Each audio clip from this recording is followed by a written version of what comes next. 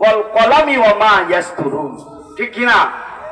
নুন, ওয়াল কলামি ওয়া মা ইয়াসতুরুন, নুন একটা জিনিস, কলম আর একটা জিনিস, মা ইয়াসতুরুন আর একটা জিনিস।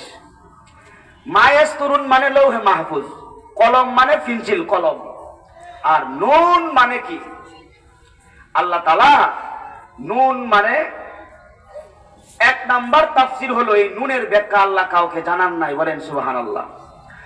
দুই নাম্বার তাফসীর হলো নুন শব্দের অর্থ হলো, নুন হরফের অর্থ হলো একটা মাছ। নুন মানে কি? মাছ। তাহলে আসুন আমরা নুন মাছ, কলম লেখার কলম, মা ইয়াসতুরুন লৌহে মাহফুজ, তিনটা জিনিস পাইলাম। নুন পাইলাম, কলম পাইলাম, মা ইয়াসতুরুন, নুন মাছ পাইলাম, কলম কলম পাইলাম, মা ইয়াসতুরুন লৌহে মাহফুজ পাইলাম। কয়টা জিনিস পাইলাম? তিনটা জিনিস।